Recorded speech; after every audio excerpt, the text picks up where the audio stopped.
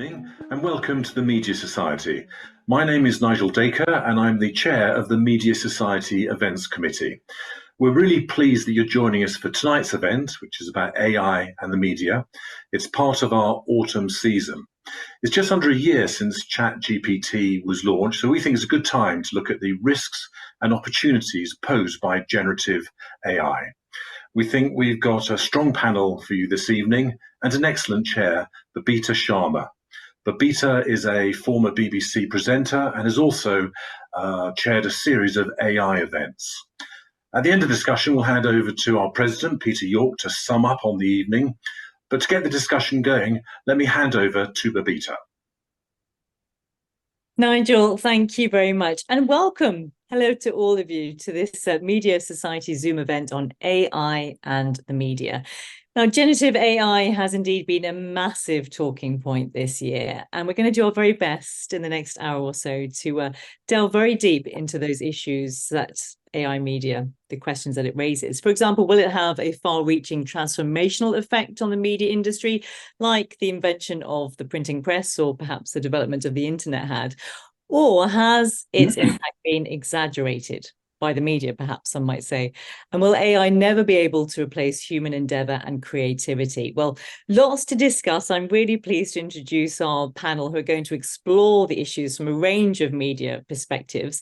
So let me do that for you now. We have with us Peter Bazalgette, former chair of ITV, the Arts Council and Endemol, and the man credited with bringing Big Brother to our screens. I know, AI in the making. We will discuss that, I'm sure. Jessica Cecil is also with us, the founder of the Trusted News Initiative and former BBC Chief of Staff. Joining the panel as well, we have Alex Connock, the former CEO of 10 Alps, now a fellow at the Saïd Business School and author of Media Management and AI. And joining us all the way from San Francisco, we have Thad McElroy, principal at the Future of Publishing. Thank you to all of our panelists for joining us today. I should just say we want to make this session as interactive as possible. So you, the audience, we'd love you to get involved in any of the points that you're hearing during the panel discussion. Please do submit your questions. You can do that via the Q&A function. You'll find a tab on your Zoom screen. It's either at the bottom of your bar or at the top. Have a look for it, Q&A, put your questions in there, and I'll do my very best to pose your questions to our guests. So let's get underway. And let's start with that school of thought then.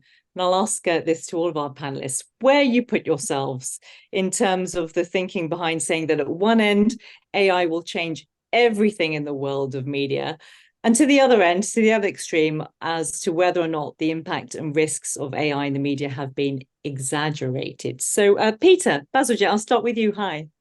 Hello, yes. Well, yes, AI will change everything, obviously, and we're at the beginning of the digital century. Our job is to try and make sure it changes things for the better.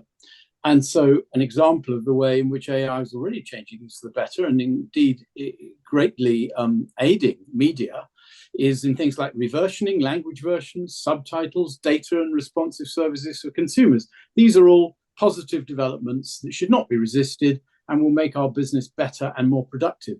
But when it comes to generative AI, I guess the two main things I would say about it are, one, that I want my news and my drama that comes from media that I consume to come from a person. I want it to be imbued with humanity. I want to know that I can believe the news, and I want to believe that I can be moved by other people and their empathy, not by a machine. So that's important to me. And because that's important to me, I want it labeled.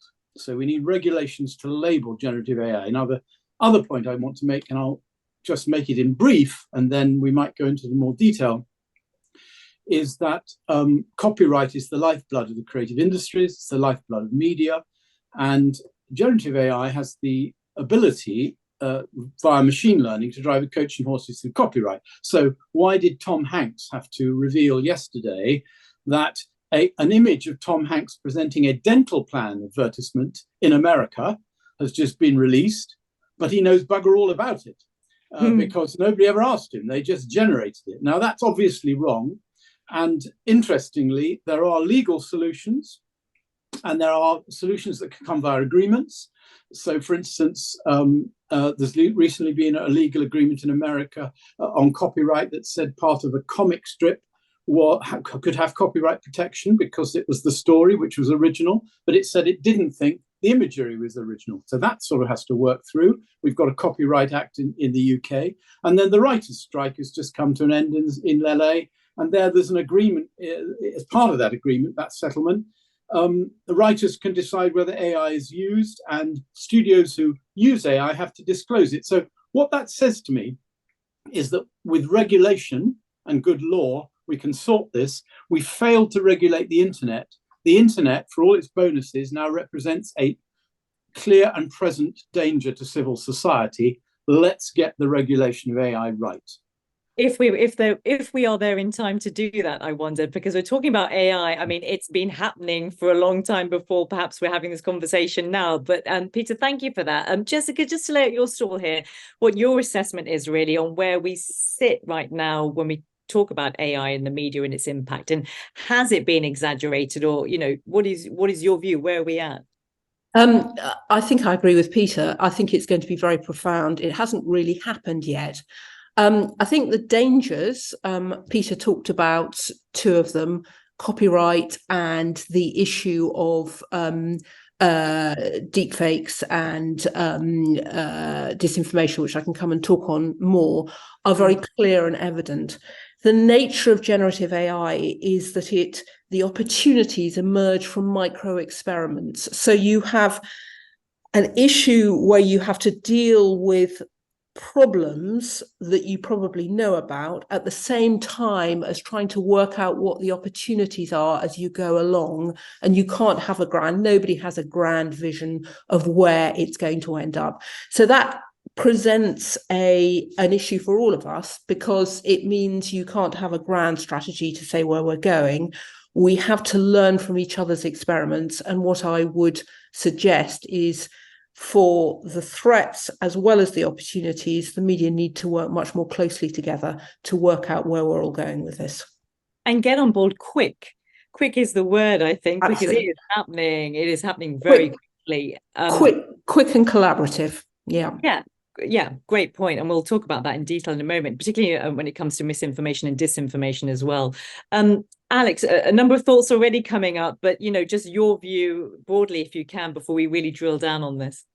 Yeah, I think it's been a kind of game of two halves so far for generative AI, specifically in the TV business. And don't forget that generative AI really only came in about November of 2022 in any meaningful way. We'd seen a lot of reinforcement learning and other tools for the previous decade, for example, in the algorithms behind Netflix and YouTube, but with generative AI for about a year and a half. But I think it's been heavily emphasized on the downside at the moment, the copyright, deepfakes, bias, regulation, and so forth. And that's fair enough. But interestingly, I was in Hollywood this summer, and even while the writers and actors were striking, in part around whether AI would be used to simulate their work and images, I'm actually yet to meet any studio executive who even thinks that's a good idea, let alone is actually intending to do that.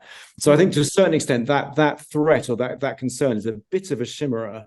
I think on the same level, AI is probably underdone on the upside, and since people aren't seeing some of the really amazing creative opportunities that it brings, actually, I think the academic research is probably where we're going to have to go to really find the future of TV formats and script writing. Peter was around for the inception of Big Brother, which was really the last really big zeitgeist shift we saw in TV. And since then, it's been, in my eyes at least, rather trading on the kind of formats of the past and not coming up with paradigm shift, new ideas. And I think AI will probably deliver them, whether that's generative AI agents or other forms of generative AI technology. And that's really fascinating. And in many ways, we're actually kind of running a kind of at-scale Turing test at the moment, where we're all trying to figure out whether AI can present a meaningful simulacra of a human being. And that's yet to be concluded. And I think probably over the next couple of years, we're going to see an awful lot of really interesting philosophical developments coming into our creative industries that might actually represent something of a reinvention of them. It's happening though, Alex, I think, in terms of replication of the human brain. As far as I know, from the powers that be and those great big minds that have got those algorithms that are sitting in their bedrooms, that's usually where it's done. It is happening. It's just that we don't get to know about it. And I just wanted to pick up on a point that you said about, dramas being perhaps a bit slow, not dramas or, television, perhaps. But I think that might be a geographical thing, because you go to Asia and you go to places like China and they are hot on it, particularly when it comes to gaming and that kind of thing, where they're using AI in a very different way. So that's a point to make. Fad, your view on this, lots of different points already have risen, as we knew they would, wouldn't we? Because AI in the media, it's such a vast conversation to be having, and there's so many different areas of it to really expand on. Yes. In book publishing, what I am seeing is that there is initial adoption, and it reminds me of other technologies that have come into the media industry. And what we see with the new technology is initially the adoption is what we would call conservative, where people will use a new technology to do the old thing that they were doing previously with clumsier tools. And so there's initially, you look at it and you think, well, this is not a profound change, because we're still doing the same thing, maybe a little bit more efficiently, maybe a little bit more cost effectively. But then there's that second stage where the more profound impact can be seen. And my sense, having been through a few of these technology revolutions, this is the big one.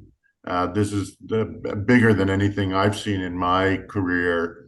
And I think the impact is going to be extremely profound on book publishing. And we're starting to just see glimmers of that.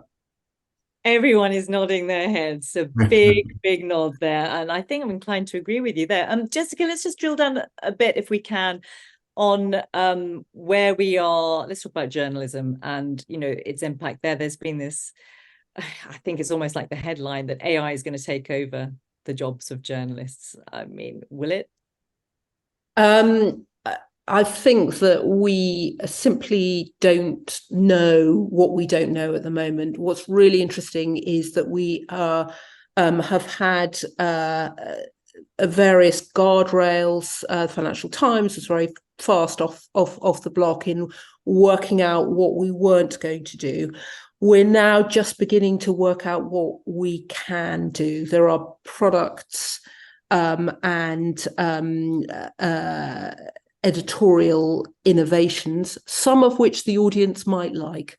I think what's quite interesting is that when we think about context and we think about having upsums of what backgrounders to stories, maybe the audience like that. And I think we need to know where the audience are leading us before we make decisions. But ultimately, boots on the ground, you have to have the insight and the innovation of an individual to make a great story. I think that's really interesting how you said about where the audience leads us, because the audience almost, and I don't know if you all agree with this, but with AI can dictate what they want from news organizations, which perhaps is a very different way of how perhaps journalism, for example, if we're talking about that, was previously construed.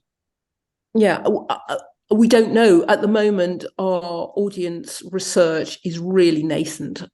So I think if, as we all on this panel agree, that the effects are going to be very profound, they're also going to be profound in the way the audience choose to use generative AI, and we will have to react to that, but we simply don't know how that's going to be yet.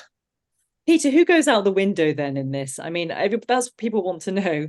Are our jobs at risk? Will we be there? Will the traditional kind of TV production base be? It's clearly not going to be as we know it today. But what goes? Well, lots of jobs go and lots of jobs come. So on a technical basis, the methods of producing and post-producing TV, film, screen product, it will change massively, and a lot of it can be done by machines, and that's fine. And it's happening already, and in fact, it's been happening. Alex alluded to it earlier. It's been happening for at least a decade. The media you read is sort of AI was invented a year ago. It was generative AI that came in a year ago. AI is in all our lives. So lots of jobs will go. But here's the point. AI will replace traffic wardens and surgeons. And I once used that phrase in a letter to the FT. And a very angry surgeon wrote back and said, "How dare you? How dare you? AI will never replace surgeons. How dare you, you scandalous creature." Well, it's funny you should say that because we have him with us. No, I'm joking. Yeah. Well, they're good, excellent. It'll be a more lively evening than I imagined. But the point I was making, Babita, sorry, was that the creative instinct, and that is an expression of humanity, by the way. It's not just a new idea. It's an expression of humanity and empathy. You need that. You can have generative AI create any number of versions and news stories. I want sincerity. I want it labeled, and I want to know where it came from. I care about a person. Let me put it in one phrase for you, Babita. I don't want an undertaker. I don't want a machine to tell me I'm sorry for your loss. Can I pick up on creativity, Babita? Yeah, do. I was just thinking about, you say that, Peter, though, and I think that the sophistication with which AI is moving forward is really quite breathtaking. So the ability to interpret kind of human creativity is awe-inspiring. And I think that's what I'd like to explore a bit with you. But Thad, please go ahead about that in terms of creativity, you were saying. I've been studying the question of creativity in the media for the last couple of months. And I want to start off with something that will have me, and someone will take out a contract on my life, that creativity is vastly overrated in the media. And so much of what we do is iterative and not truly creative, and that's fine. I mean, so many of the books that are published, I mean, are they truly creative? That's not their task. And in fiction, people talk about literary fiction as this extraordinary thing. If you talk to a computational science, he says that's called literariness, and we know how to define that and how to program for that. And so, I think it throws then a spotlight on that which is truly creative. It's not that nothing is creative, it's that most things are not truly creative. And that which is shines ever brighter, but the ordinary stuff, it will be replaceable, I believe. Look, I'm not going to take it out of contract on your life, Thad, or not yet in the conversation. Anyway, I reserve the right. You've got somebody else to do that for him. Can I just say very briefly, Babita, do you mind? Yes, please. Just very briefly. Of course, things are iterative. Every creative idea is informed by other creative ideas. The way the law intervenes in this is in the UK Copyright Act, or the way you get a copyright registered in the States, is they work out whether they think something is original. It doesn't mean it isn't iterative or doesn't borrow from other ideas. The question is, does it make a leap forward? Does it have an air of originality? That's what's important in copyright law. And so, I've heard people say, well, all music and all literature and all films, they all borrow from other ideas. So why are you worried? Well, that's what the point of copyright protection is all about. So iterative is not a reason for saying something is not creative. Alex, to those points then in terms of creativity, I mean, that is really at the heart of what we're discussing here, where AI, can it replace that human creative aspect in the media here that we're talking about? Some would argue that it can, and it can do it better. I wouldn't be one of those people, having studied it quite a lot. And I think a really good example would be, if you take, what were the hit movies this summer? The hit movie of the summer was either Barbie or Oppenheimer, depending on what your perspective is. And both of them were uniquely human perspectives. So let's imagine you'd asked an AI to write the Barbie movie. What would you have got? It would have been a kind of poor reiteration of the kind of Mattel marketing materials of the last couple of decades. And it would have been nowhere near the kind of witty sociological commentary that we got from Greta Gerwig. And I think that's the point, in a way, that there's no evidence to show that AI would have created Happy Valley out of thin air as a great TV show, for example. It might make you a new episode of Happy Valley, but it wouldn't have had that original insight. And so I'm actually rather unconcerned with the idea that, great British drama production companies are somehow going to be at risk from AI, because I think that unique human skill is what really makes our great producers what they are. The other thing is, of course, is that there's this problem of dog fooding, where synthetic content created on the back of other synthetic content is weak. And what's already been discovered about large language models is they need to be constantly fed original human content. And I think that's probably quite a good bulwark for the human race against the idea that AI will ultimately come and take over our creativity. And as Peter said, ultimately, I think nobody wants to watch the machine's gambit, as the CTO of Microsoft said. They want to watch the Queen's gambit. They want to watch something about real humans. They want to be told but bad and good news by real humans. I think we should be less concerned than some people are about our creativity being invaded. It's interesting because I see it potentially as an opportunity as well. So what you're discussing, the tools with which we're able to do the work that we do within the media can be, it could just throw a spotlight onto that and just open it up in a way that we've never really experienced before. And I think being open to that is interesting. But of course, there is a big issue here that we have to explore. And Jessica, I'm going to come to you first on this, which is disinformation, misinformation. And when you look at AI and how things are sitting at the moment, it's of a huge concern, is it not? Massively. So generative AI turbocharges particular types of disinformation.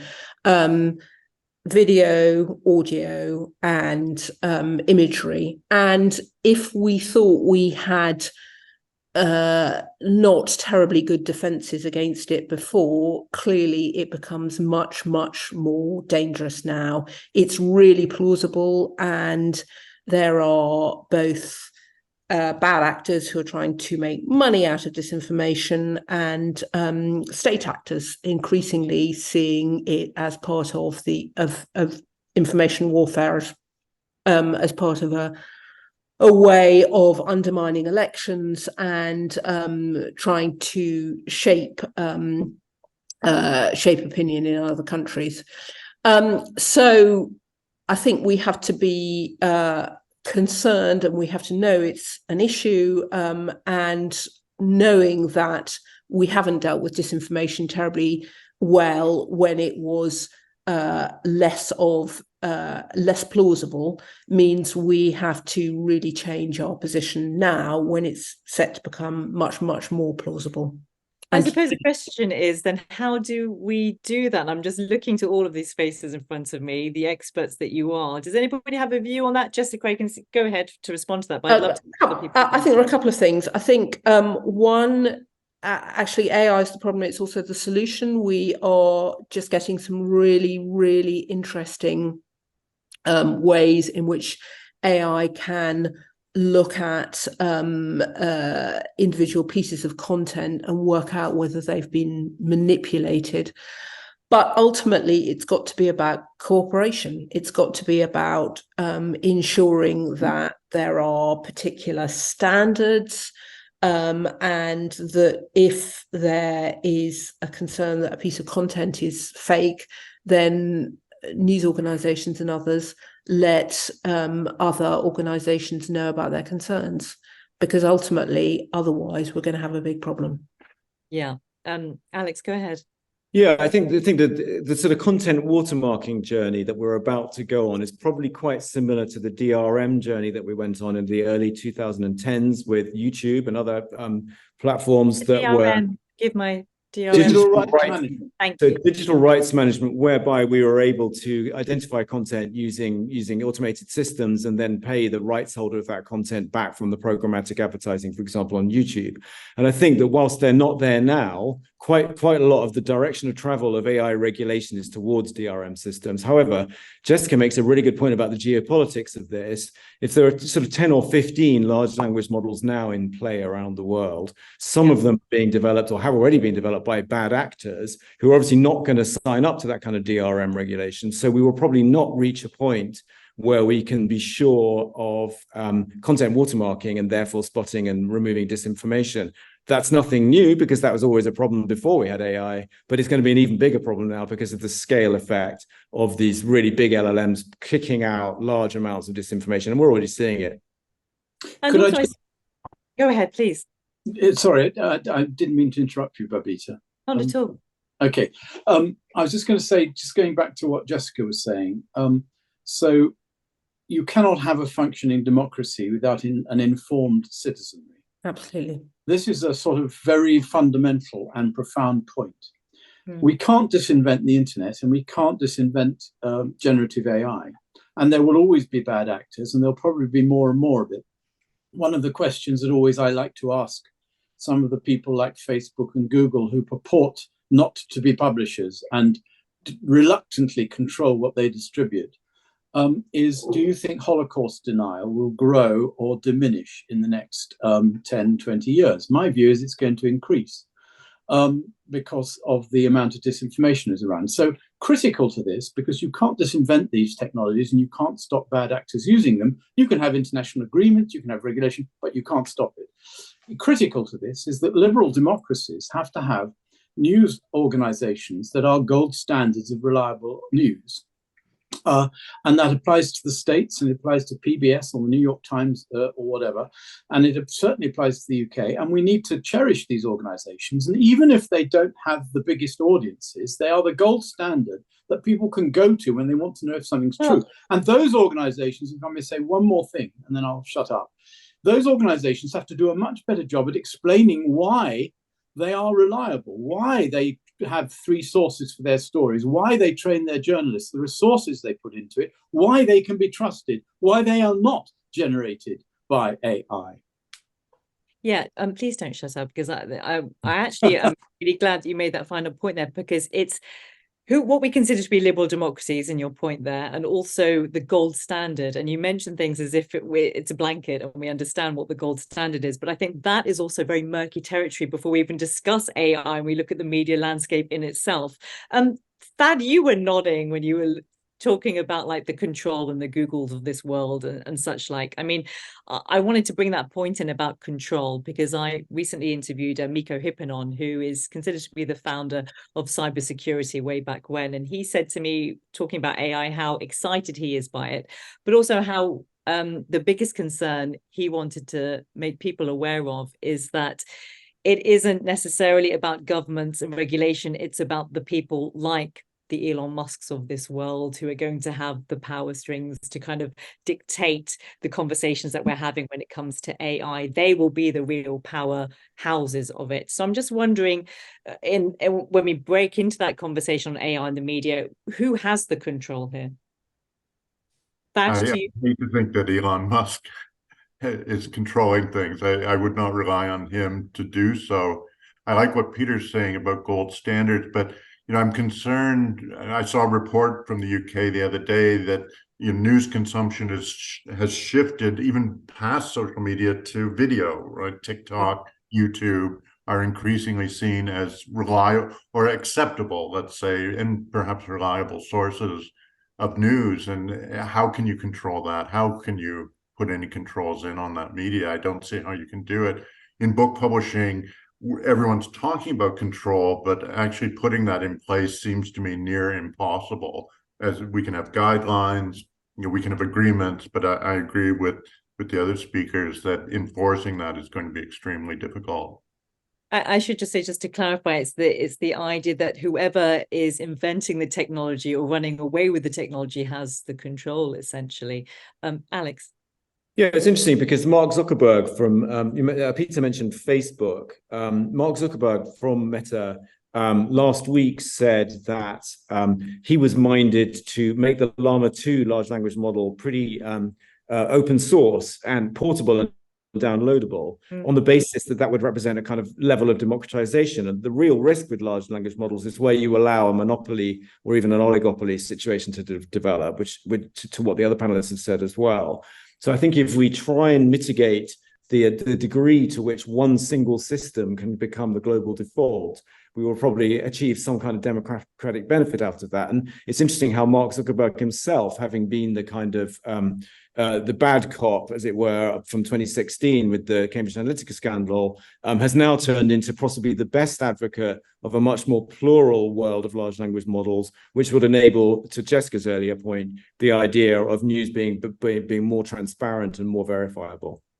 Yeah, perhaps not the best, but maybe the only one. I don't know which way to kind of distinguish that. I just want to say, looking at time here, thank you everyone for joining us. It's so great to see many of you here with us. Keep your questions coming in. I'm going to do my best now to get some of them to our panel, because I know I'm clock watching. So I'm going to just put some of those questions now. Okay. Grace Curry asked, which career do you think is most at threat by AI? Let's probably keep that to media, shall we? Because there's lots of different careers in there. Thad, is there a particular career that you would say is, or it's not maybe going to stand the test of time when we look to the next 5, 10, 15 years ahead, 20? We're starting to analyze the specific tasks within book publishing and seeing great vulnerability in the editorial department and in the marketing department. And I don't want to see any job loss. We're going to see job loss. But I suppose, as I can't remember, Jessica, you said it, I don't know, Peter did, I think, about there will be jobs lost, but I suppose it's a career sector. Which one is not going to survive this AI expanse? Alex, do you have a view on that? Yeah, I think a lot of marketing roles and the more junior roles for sure. I think probably storyboard artists and visualization people. Unfortunately, I'm not saying that to celebrate it at all, but these tools like Midjourney and Stable Diffusion are so good at visualizing in particular vernaculars that it's going to be quite hard for commercials, production companies, and advertising agencies to actually use the human being to do something that they can do in 5 or 10 minutes instead of the month that it's taken hitherto to produce really great visuals for any given idea. I see that in graphics as well, actually, particularly in journalism. I see that there. Jessica, would you have a view on in terms of the journalism sector too? Yeah, I mean, I think graphics. We've discussed. I think they're going to be absolutely transformed. I think some other processes are going to be transformed. Some of the archiving and things like that are going to be changed completely as well. So I think you've got to look both audience-facing roles, but also some of the non-back office roles as well. They're all going to be changed completely. Peter?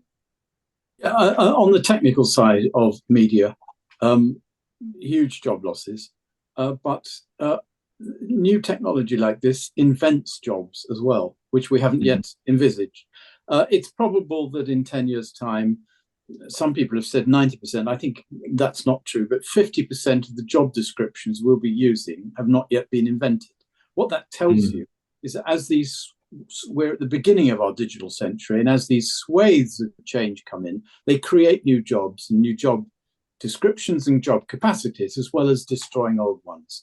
So I think we're possibly moving from the ostler of the 19th century inn who looked after your horse to the man who understood steam engines, or the woman, and there may have been fewer of those in those days, who understood steam engines, to the person who services your car, to et cetera, et cetera, et cetera. These things have happened. They're just happening faster. I've got another one. If I could just jump in, sorry to interrupt, but there's some interesting creativity, productivity gains that are being made as well. So I think it was Jessica who mentioned the Financial Times. Yes, they've said that they're not going to use AI journalists, but they have used AI voice already, a synthetic voice on all their stories, as have the Wall Street Journal. And I actually prefer listening to the synthetic voice on there than the real voice on The Economist. But the point is that if that makes me more likely to subscribe to the Financial Times, which it does, that will be a productivity gain and a profit gain, which will then enable them to reinvest in actual journalism to do the hard work of finding stories. So it may be that whilst some jobs disappear, other roles, such as high-end journalism, actually prosper. And I think that's a really good prospect.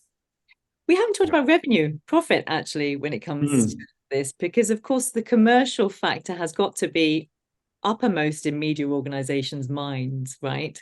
So I think therein lies an opportunity, perhaps, if you hugely. Grab it with both hands, to really make money here. I remember I was talking to WPP, who launched a synthetic advertising creation tool, a dynamic optimization tool, which enabled them to personalize advertising at scale. And they said that when they held a launch for it, every single client they had came to the launch, which they'd never had. It just never happened before. The point being that there's a real appetite amongst commercial customers for this. And if you're ITV pumping out advertising that's barely able to pick beyond the central region, and suddenly you can give people an individualized TV commercial at the level of one person, that's going to be a commercial gain and a profit gain for ITV and for the commercial customer that could be really advantageous. Peter? Agreed. Another question here from Marina Ursu. Is there any of the panelists using ChatGPT or other AI tools in their daily work? If so, could they give an example? Thad, this is an interesting one for publishing, isn't it? When you think about all these tools that are coming out now, particularly with ChatGPT, or the latest one. I don't know if any of you have used the latest one yet, but wow, quite something from just the iteration it was a few months ago. Yeah, the other tool that's really interesting is Claude from Anthropic. And that one's been a game changer for publishing because it can ingest up to 100,000 words, give or take. And so you can upload a complete manuscript and talk to the manuscript, analyze the manuscript, you look at what's going on within the manuscript at a machine level. And people can do that too. But you can go through a lot more manuscripts, and publishers, one of the big problems is the so-called slush pile, all the unsolicited manuscripts. And there's an interesting opportunity to use AI to add productivity there.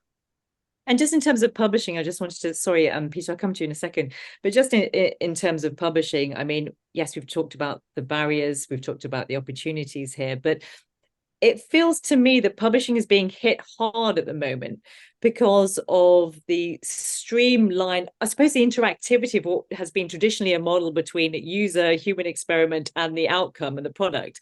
Whereas that seems to be a real blur of lines here. Would you agree with that? Is that to me? Yes, to you, Thad. Sorry. That question is going right by me. I'm not sure how I could answer that. I think in terms of publishing, I feel like when you are putting something out there, piece of content, creative process, and then it's ending up in the user's hands, that seems to be a less complicated process than perhaps it might be in journalism or in other parts of media. So does that mean that it's that threat more? Less complicated? How would you say that about my industry? Less complicated than journalism? No, we're far more complex. But don't forget that one of the big legal cases at the moment is around this Books 3 data set and the 180,000 authors. And I think probably the copyright question that everyone's talked about might get solved first in publishing. So there may be light at the end of the tunnel. We may have a Spotify moment where Thad's authors are able to monetize at scale from ingestion and replication in AI systems, and it may be that they're the vanguard of solving this rights and copyright I think issue. that's the word I was trying to kind of get to, the vanguard, because I can see more examples in publishing at the moment, those real life examples, and perhaps it's a bit more diluted or convoluted, I should say, in other aspects of the media. Peter, to you, I know you had your hand up, sorry. Well, you asked for examples. I'm just going to give you an example. It's not strictly a media example, but it is a creative industries company. It's a company I chair, and I am the chief executive. I've got some tricky conversations with both our shareholders and our bondholders in the next 3 months. So we simply fed the situation into generative AI. I think we fed into chat. I think it was, or maybe one of the others.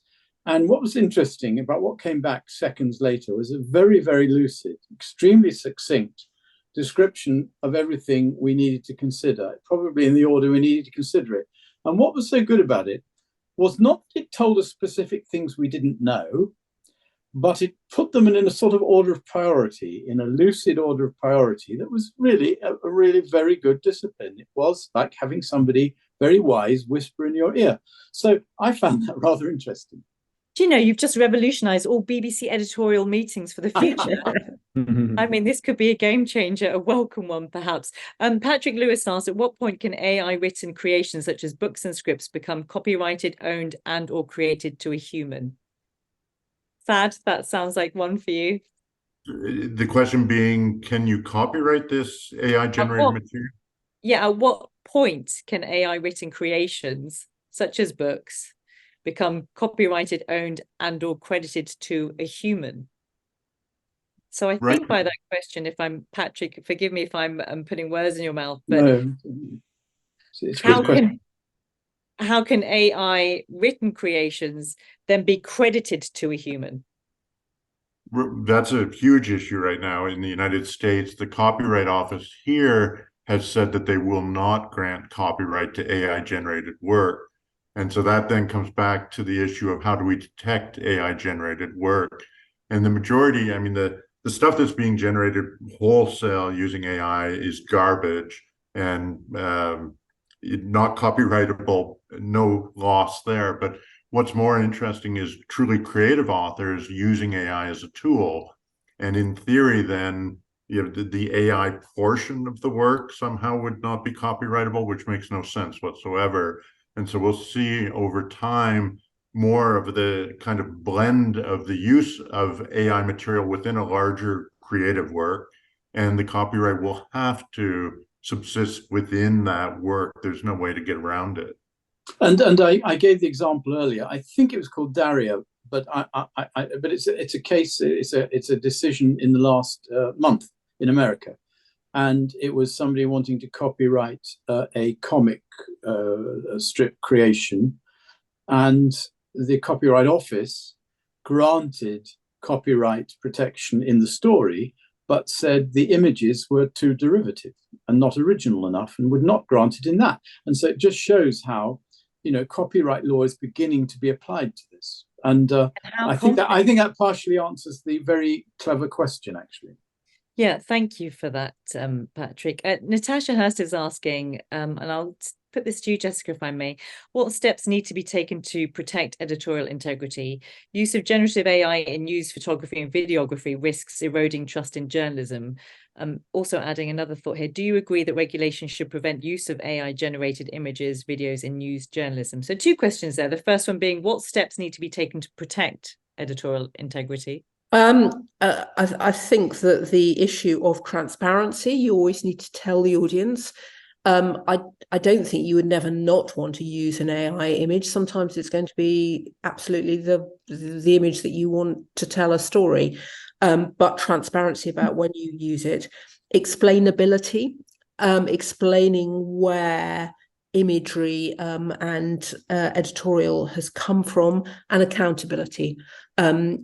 Ultimately, who is saying that they are standing behind something and they have used artificial intelligence as a co-pilot, but that they are responsible for its veracity?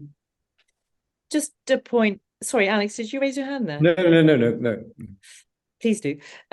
Just a thought here about regulations. Natasha had another thought here. Do you agree that regulation should prevent use of AI-generated images? Where are we at with regulation here with AI media? I think it's it's all very nascent, but I think what's interesting is that quality news organizations have themselves come up with codes of conduct. Many of them came up with codes of conduct over the summer in which they made these very points. And to Peter's point about the fact that you need news organizations that are the gold standard for accurate information, you also need them to have codes of conduct that mean that you've got total transparency about the use of AI. Here's what bothers me about that, though, Jessica. What? And this is something that I have been privy to in various conversations at the World's AI Summit.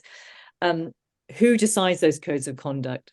And where are we creating a bias that is already there that then gets carried through into AI? Well, bias in AI then creates a huge issue. It's a huge issue. But if we're thinking about that we are at the infancy of this trajectory of AI in the media, we have an opportunity, do we not, to reset things and to try and eradicate any bias here. But actually, when we're talking about codes of conduct and who the regulators are, it's interesting to put that to all of you, really, about a sense of responsibility here and how we make it a level playing field for all. One thing we're seeing in book publishing is that because of the degree of alarmism, the first codes that the larger publishers are adopting are very retro and very too restrictive. It's restricting them from even utilizing the technology. And I'm a big proponent that you've got to explore it before you regulate it. You've got to understand it through its usage, not through your fear of it. And we're seeing regulations coming from fear, not from a real understanding of how the technology works. But self-regulation, or that Jessica was talking about, is critical for organizations that want to be trusted, and we need to have those organizations in terms of news. But, it's an interesting question as to the people who purported to have Tom Hanks advertise their dental service should be subject to civil action or even criminal action. Likewise, the 20 schoolgirls who were paraded, I think, nude on purporting to be in a porn film of some sort. This is a case in the UK in the last month, and it had all been generated from AI, deeply offensive to the families, to the individuals concerned, a deeply offensive and upsetting experience. That sort of thing has to be the subject of criminal prosecution. So, regulation and law has a part to play here. Yeah, I think Alex, regulations already actually cover off against that situation. It's just more that this, can be done at a higher level of sophistication and at a higher volume. We've already got rights around privacy and the misappropriation of images.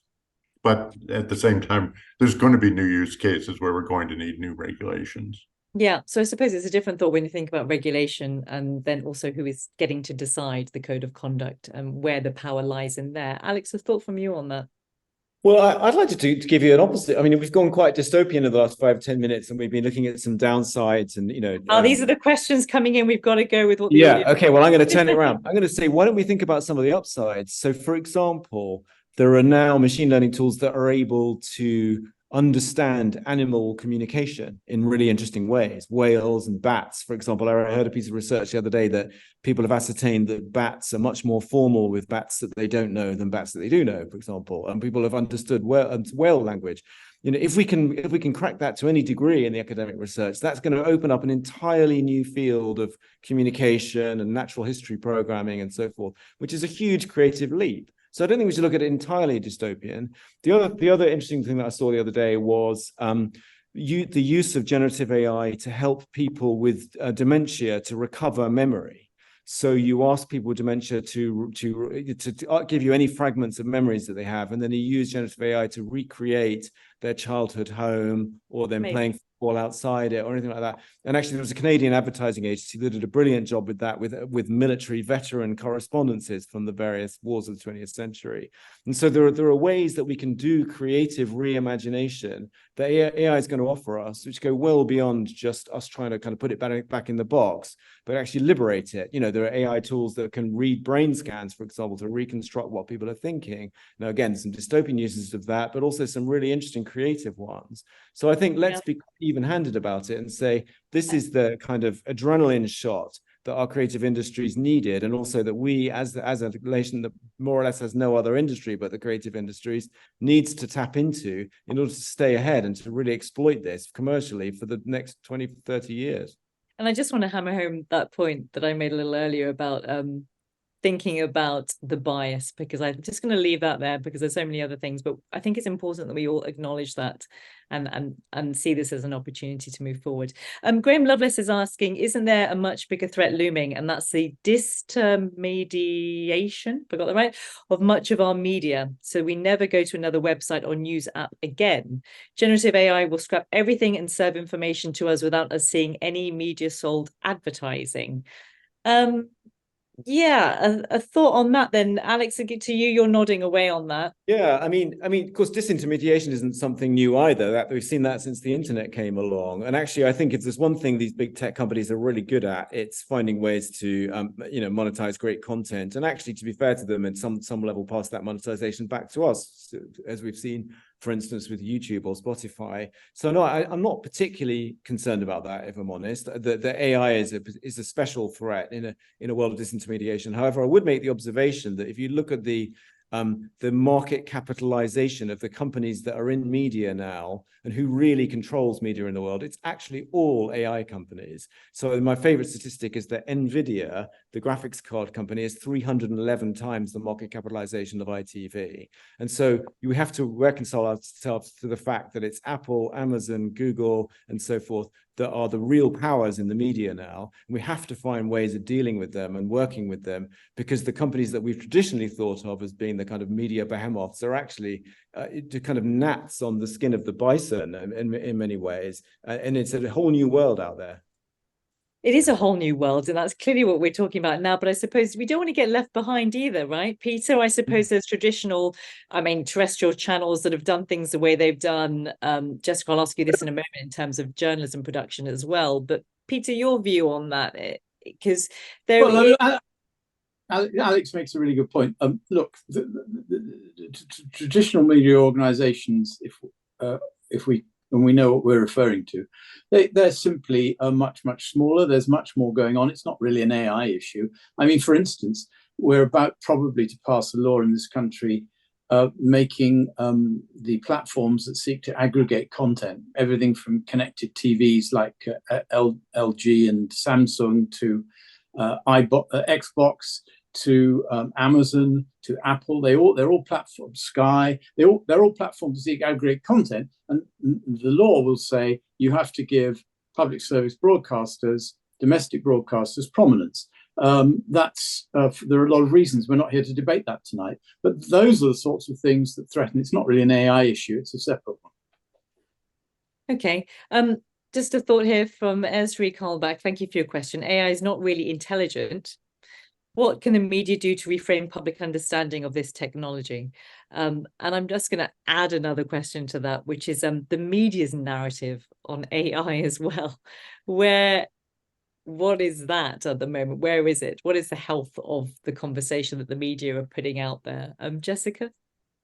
Well, I think there's probably been slightly too much about artificial general intelligence. And I think the point that Thad makes is a very good one. We don't really know what the possibilities are.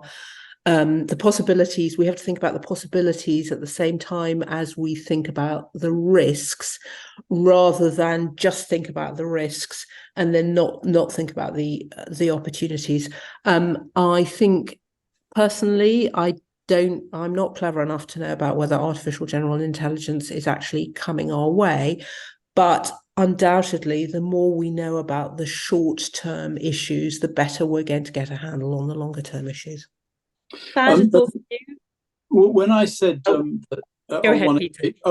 I said on one occasion that AI was more artificial than intelligent, I was actually thinking of a particular experience I had when Alexa started, which is now some years ago. Alexa must have been launched, 7-8 years ago now? And I was in a friend's house and they had an early edition of Alexa, and everybody was shouting out, play the Kinks, play the Beatles. And I got rather fed up with all the pop music. So I then said, play Chopin. And there was a pause. And then Alexa's wonderful, dulcet female tone said, I'm awfully sorry, I can't find a shopping channel.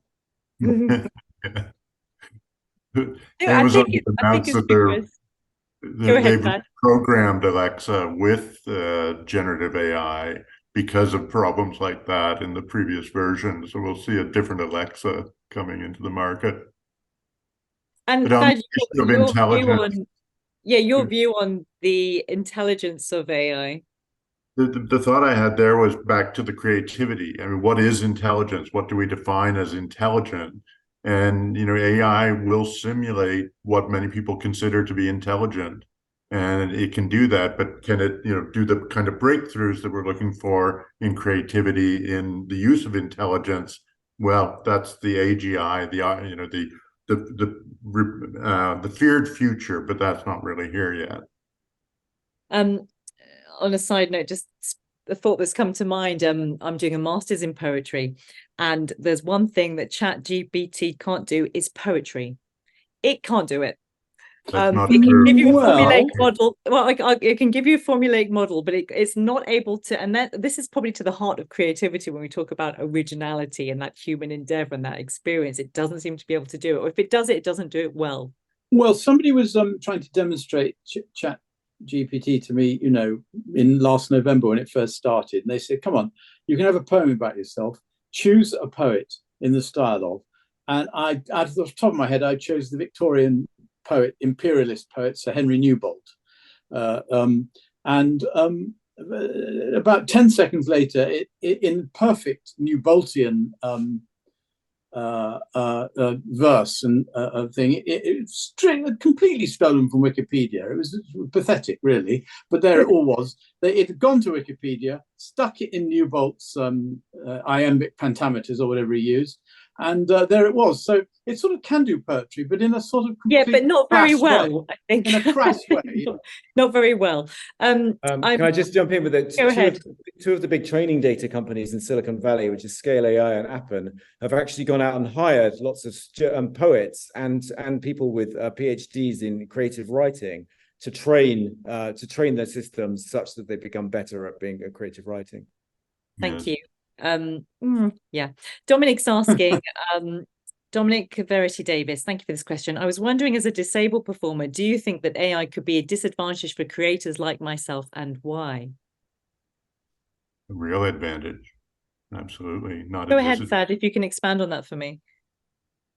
It is an enabling technology. I mean, I'm not sure what kind of disabled that he's facing, but when you consider what's going on with audiobooks, for example, which are a real affordance for people who are challenged to read.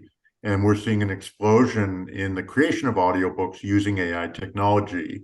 And this goes back to job loss as well, because then everyone says, well, you're not using narrators, you're using a machine to create these audiobooks. Well, these are the books that we couldn't afford to do with humans. These are the smaller books from smaller presses, books that deserve to be in audio. And that kind of affordance is a wonderful opportunity around AI. Would anybody else like to add to that? Yeah, I think, I mean, listen, I mean, I don't know what, there's actually quite a lot of evidence that AI will increase accessibility of all kinds, actually. So another thing that can do really well is simultaneous or language translation to around 1,000 languages. And the statistics that I heard was that of the 3,600 languages in the world, less than half are even on the internet at all.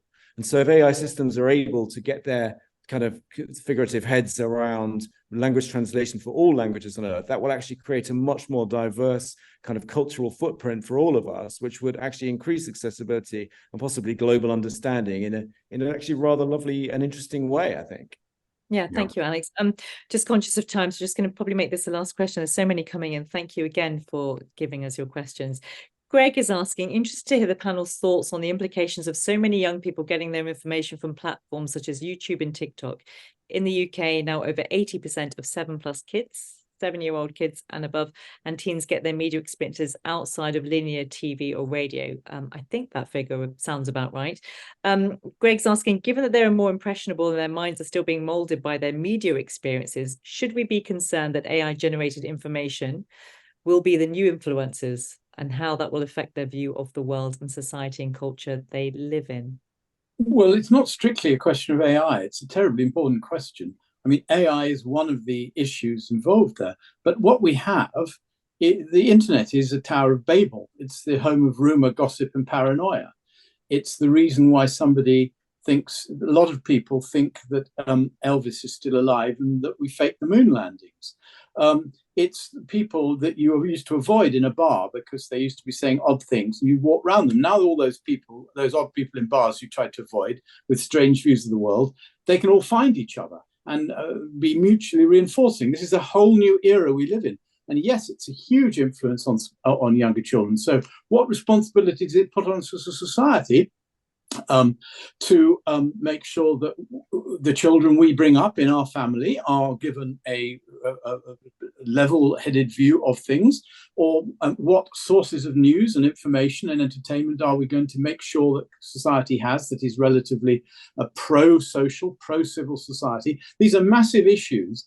They're not just about AI, but it's a good example of it. Yeah, I think also it comes down to how we legislate the large language models. So if you look at the Ernie model, which came out from Baidu in China, it's a much more constricted set of answers that it will give compared to the Western ones, which themselves are still quite regulated.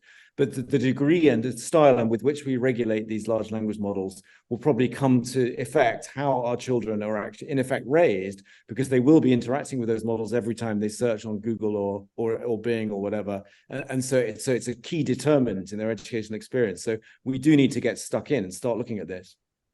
Thad, your thoughts on that? My mind was drifting into another direction because we're coming near the end. I was on a panel last week with Ethan Mollick, who's a wonderful commentator on where things are going with AI. And he pointed out that these are the crudest AI tools you will ever use. Yeah. His view is he's looking a year out, 2 years out. We're going to be looking at ChatGPT and saying, "Don't you remember when you used that simple tool?" But the future is very exciting as far as I can see. It's kind of mind-boggling as well, I think, where we're going to go. My mind is constantly boggled. And I think we've done that very well this evening, haven't we? Or Jessica, a thought from you in terms of information from platforms such as TikTok and YouTube. I mean, it's changing, isn't it, so much?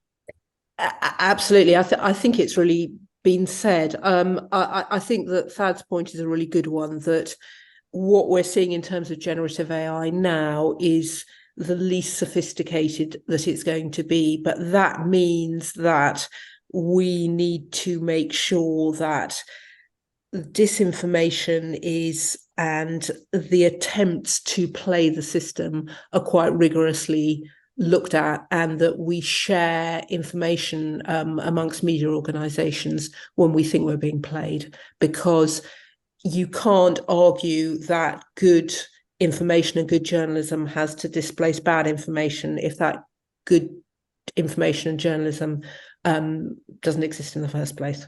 Yeah, absolutely. Thank you very much. Conscious of time, just going to give one final thought to all of you, but I just wanted to add to that we talked about the gold standard when it comes to the media, and as long as we can ensure that there is a gold standard, then perhaps that could be filtered down, is what the point I wanted to make. But to all of you, before I let you go, a thought then on AI in the media. We talked about starting this conversation in terms of the impact and the exaggeration versus the opportunity. If you could sum it up for me in just a few words, what do you want to leave our audience with in terms of what they should be thinking about when it comes to AI and the media? Thad? Again, to explore the tools, start playing with it. You'll have a different attitude once you've used the tools and you've seen the opportunity. You'll have no problem keeping track of the threats. There's lots of noise around that, but you've got to get out there and work with it, play with it, and then come back to the next event and see where your attitude has changed. Thank you. Alex? I think it's a fantastic moment. It's got intellectual challenge, it's got commercial opportunities, it's got editorial possibilities, it's got geopolitical dimensions. To be honest, I wish I was kind of starting my career again, because I can see the next 50 years of this. Thank you. Peter?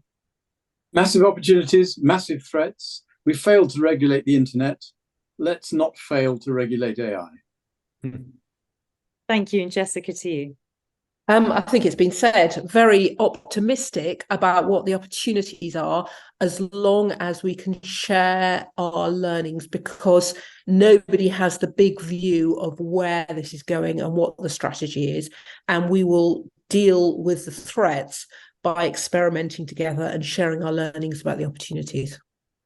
Thank you to you all so very much. We've touched on a number of points there, which I'm thrilled about in the short space of time that we've had to discuss this. But to Thad, to Alex, Peter and Jessica, really appreciative of your time. That concludes our session. Thank you so much for joining us today for the Media Society AI and the Media event. I hope you've enjoyed it. And to end, I'm now just going to hand over to the president of the Media Society, Peter York. Peter, over to you.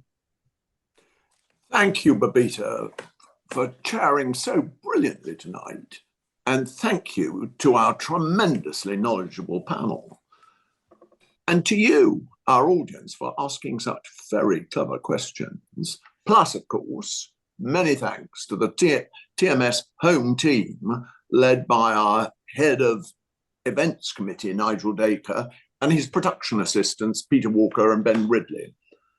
I think we've learned a lot tonight, and what we've learned poses huge questions about political will on regulation. We're already facing those questions in terms of conventional broadcasting, and lots of questions about commercial scruples.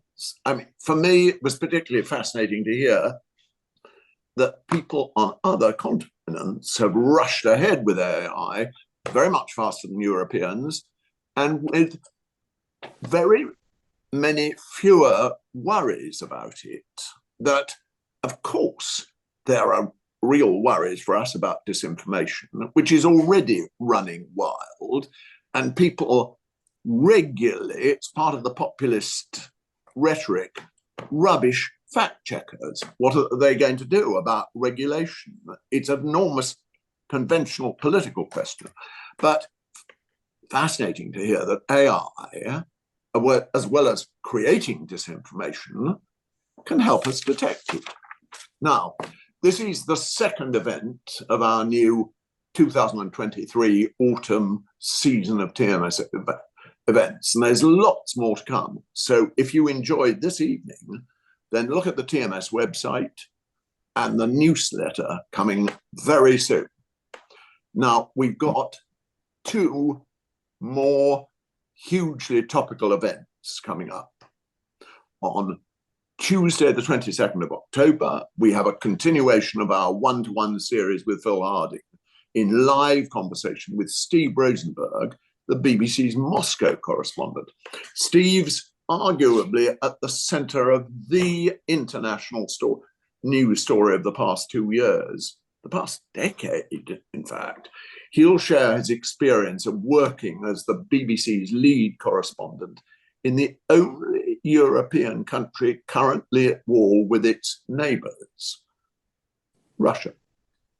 Then on Monday, the 13th of November, we have the first of this season's live and in-person events. The Conduit in Covent Garden has very kindly agreed to host our TMS event on women's sport and the media, which is being produced by TMS's own Alex Sinker and Susan Morton. The Conduit's a great venue. It's a great location in the heart of Covent Garden, very near Covent Garden Tube Station. So we look forward to seeing you all there. But for those of you living outside London, don't worry, you won't be left out. We'll be live streaming the event. Finally, one more thing. We'd love to hear from you, our audience. We call you our supporters, our audience and our members, about any ideas, any thoughts, suggestions, or topics you'd like TMS to cover later this year. We've got a very energetic TMS events production team, and they're keen to hear from you. The more challenging, the better. Please email events@themediasociety, all one word.com. There'll be a new newsletter with details of all this soon. So, thanks again to everyone for taking part tonight. Good night.